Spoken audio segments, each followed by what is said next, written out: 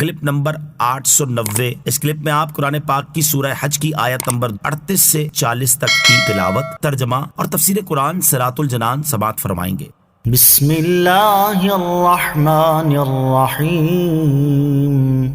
ترجمہ، اللہ کے نام سے شروع جو نہایت مہربان رحمت والا ہے۔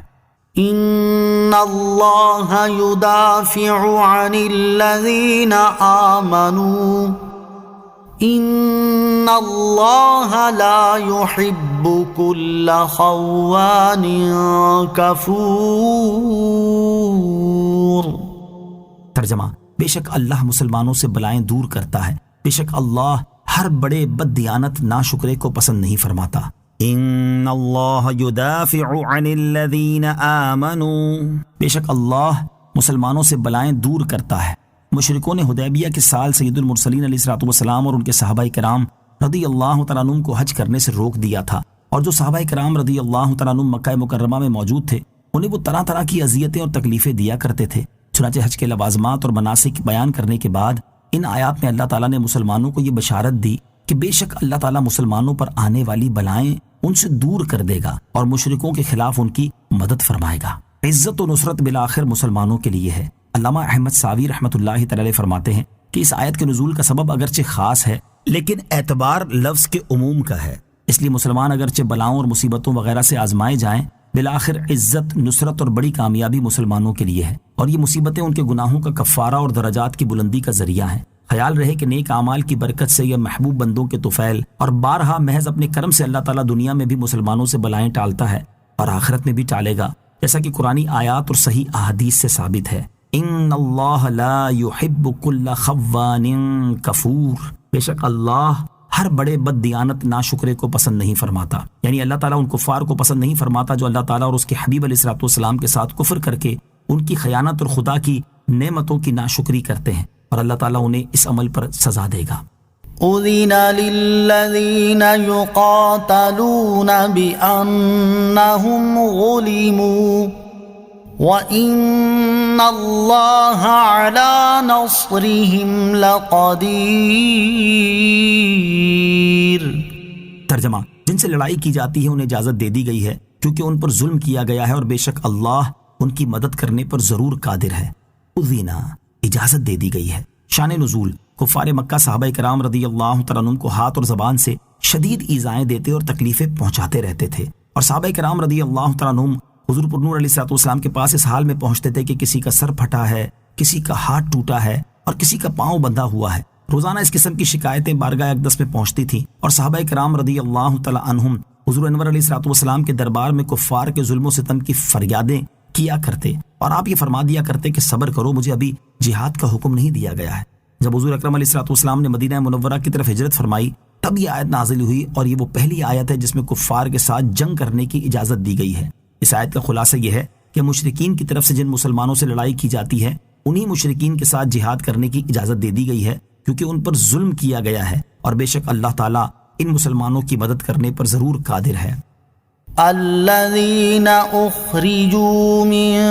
دیارہم بغیر حق الا ان یقولوا ربنا اللہ ولولا دفع اللہ الناس بعضهم ببعض لهدمت صوامع وبيع وصلوات ومساجد لهدمت صوامع وبيع وصلوات ومساجد يذكر فيها اسم الله كثيرا وَلَيَنصُرَنَّ اللَّهُ مَن يَنصُرُهُ إِنَّ اللَّهَ لَقَوِيٌّ عَزِيزٌ۔